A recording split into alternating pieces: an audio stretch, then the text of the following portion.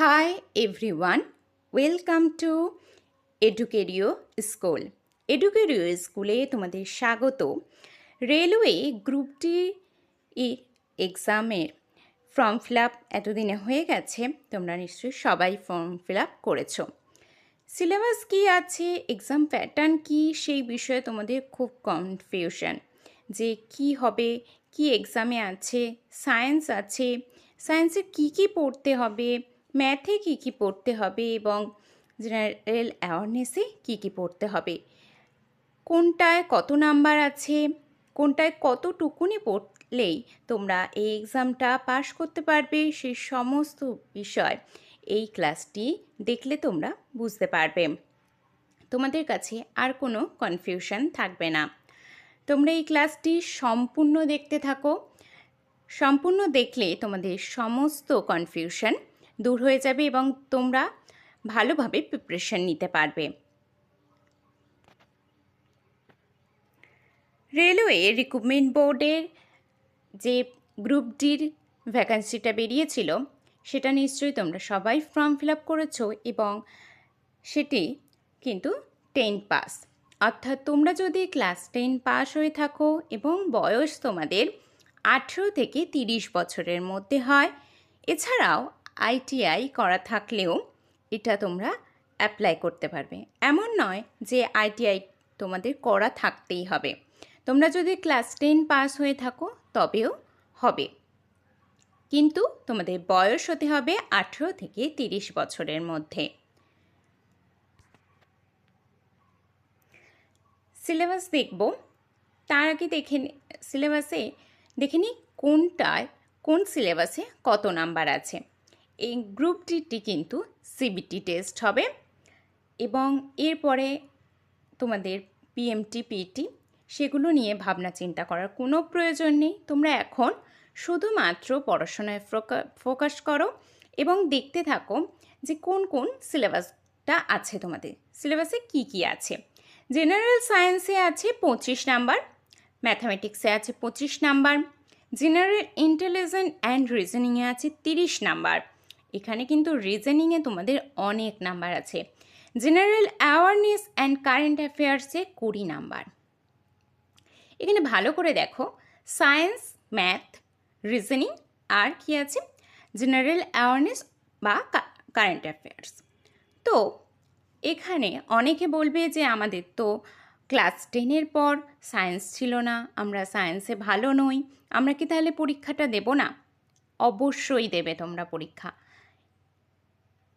এটা যেহেতু class 10 level, অর্থাৎ ক্লাস 10 অবধি তো তোমরা সায়েন্স পড়েছো, ম্যাথ পড়েছো, তো অবশ্যই তোমরা পারবে।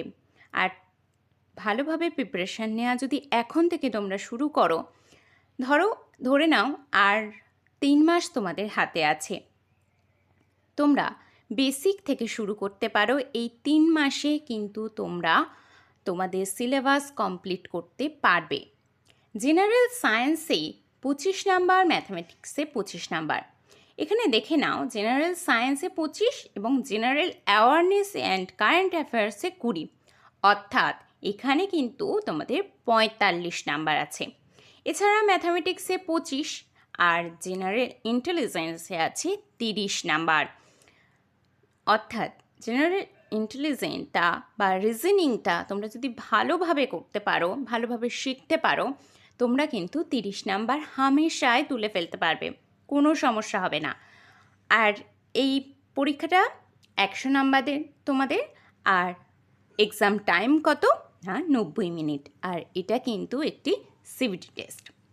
ঠিক আছে, এবার আমি সিলেবাসটা তো বললাম, সিলেবাসের ভিতরে তোমাদের কি কি পড়তে হবে, অর্থাৎ জেনারেল সায়েন্সে কি কি পড়বে তোমরা, ম্যাথামেটিক্সে কোন কোন টপিক থেকে তোমাদের এক্সামে কোশ্চেন আসছে, রিজনিংয়ে কোন কোনগুলো থেকে এক্সামে কোশ্চেন আসছে, এবং জেনারেল অ্যাওয়ারনেস বা কারেন্ট অ্যাফেয়ার্স কোনগুলো পড়লে তোমরা অবশ্যই পরীক্ষায় কমন পাবে, সেই সমস্ত বিষয় আমি ক্লাসে বলে দেব।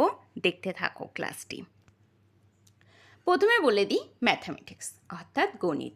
আমরা অনেকেই গণিতে ভয় পাই, কিন্তু তোমরা দেখো সিলেবাসটা: সংখ্যা পদ্ধতি, বদমাস নিয়ম, দশমিক, ভগ্নাংশ, লসাগু, গসাগু, অনুপাত ও সমানুপাত, শতকরা, পরিমাপ, সময় ও কার্য।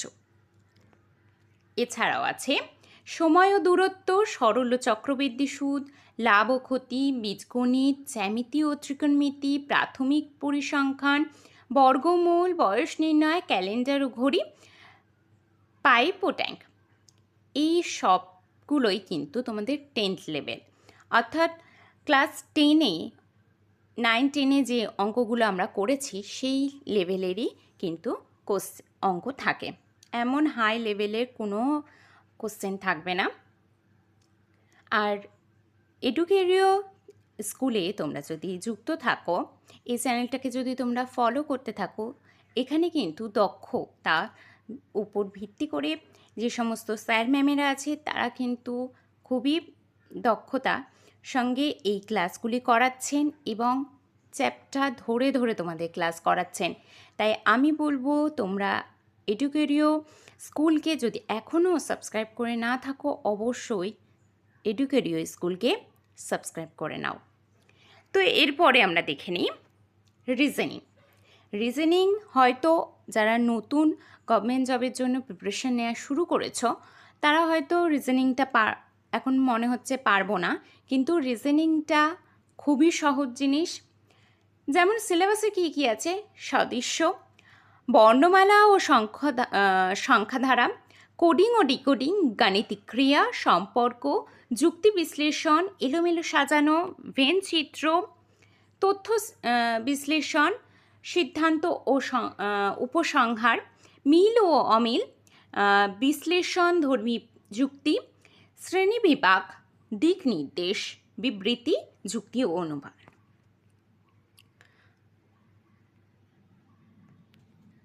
ওকে, তো রিজনিংয়ে এই 15টা চ্যাপ্টার তোমাদের পড়তে হবে।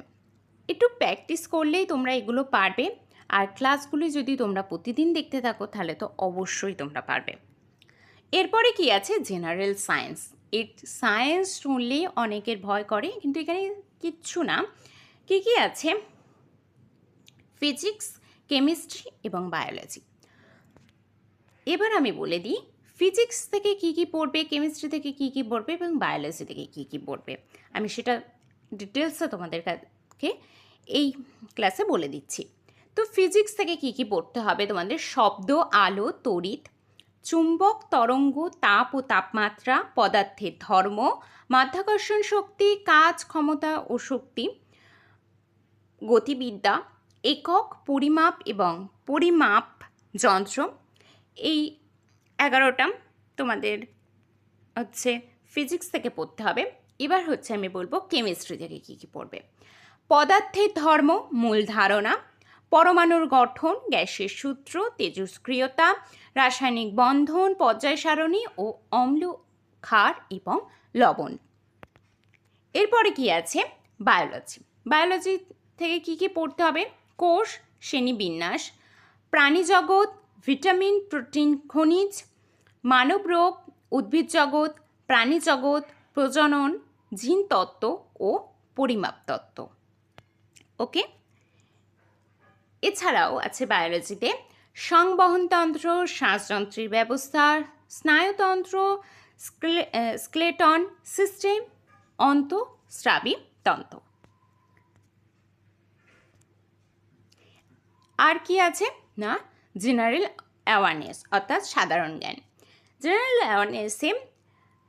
অ্যাওয়ারনেস অর্থাৎ সাধারণ জ্ঞান বা সাম্প্রতিক ঘটনা বলি, স্পোর্টস, তারপরে আছে কি খেলাধুলা, সংস্কৃতি, বিখ্যাত ব্যক্তিত্ব, অর্থনীতি এবং রাজনীতি।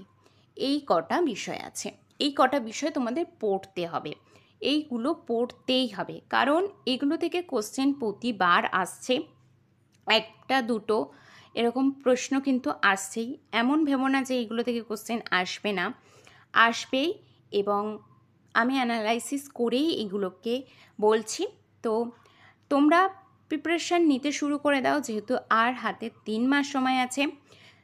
ভালোভাবে প্রিপারেশনের জন্য তোমরা এডুকেরিও স্কুলকে অবশ্যই সাবস্ক্রাইব করে রাখো এবং বেল আইকনটি অল করে রাখো, এবং প্রত্যেক দিন ক্লাসগুলি দেখতে থাকো।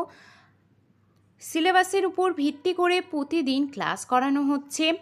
অধ্যায় ভিত্তিক ক্লাস, ডিটেলস ক্লাস এবং এমসিকিউ, এছাড়াও তোমাদের পিওয়াইকিউ করিয়ে দেওয়া হবে। বিগত কিছু পিওয়াইকিউ, কিছু বছরের পিওয়াইকিউ তোমাদের করিয়ে দেওয়া হবে।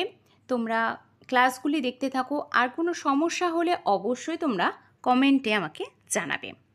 এছাড়াও বিভিন্ন সরকারি চাকরির পরীক্ষার প্রস্তুতির জন্য যে কোনো এক্সামের প্রিপারেশন তোমরা যারা নিচ্ছ তারা প্রস্তুতির জন্য অবশ্যই সাবস্ক্রাইব করো এডুকেরিও স্কুলকে।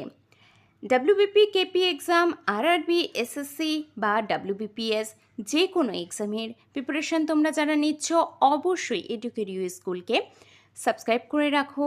এবং আমি বলবো তোমরা টেলিগ্রাম চ্যানেলে অবশ্যই জয়েন হয়ে থাকো। টেলিগ্রাম চ্যানেলটা আমি এখানে স্ক্রিনে দিয়ে দিলাম। তোমরা এখান থেকে স্ক্যান করেও টেলিগ্রাম চ্যানেলে জয়েন হয়ে থাকতে পারবে, বা তোমরা ডেসক্রিপশানেও টেলিগ্রাম চ্যানেলে লিঙ্ক পেয়ে যাবে, সেখান থেকেও তোমরা অবশ্যই জয়েন করে নিতে পারবে। এছাড়াও টেলিগ্রাম চ্যানেলে জয়েন হয়ে তোমরা ওখান থেকে কিন্তু ফ্রি পিডিএফ পেয়ে যাবে এবং ফ্রিতে কর্মসংস্থান এবং কর্মসংস্থান পেপার তোমরা ফ্রিতে ওখান থেকে ডাউনলোড করে নিতে পারবে। এছাড়াও কোনো সমস্যা হলে, যদি তোমরা টেলিগ্রাম চ্যানেলে জয়েন হতে পারছো না বা কোনো কিছু বোঝার সমস্যা হচ্ছে, তোমরা স্ক্রিনে দেওয়া এই নাম্বারটায় কল করতে পারো অথবা হোয়াটসঅ্যাপে যোগাযোগ করতে পারো। তো আমি বলবো তোমরা যারা যে কোনো গভর্নমেন্ট জবের প্রিপারেশন নিচ্ছ তারা অবশ্যই এডুকেরিও স্কুলকে সাবস্ক্রাইব করে রাখবে এবং বন্ধুদের মধ্যে শেয়ার করে রাখো। তো আজকে এই পর্যন্ত। তোমাদের কোনো সমস্যা হলে আমাকে অবশ্যই কমেন্টে জানাবে। তো অবশ্যই কিন্তু এই ক্লাসগুলি দেখতে থাকবে। তো আজকে এই পর্যন্ত, টাটা।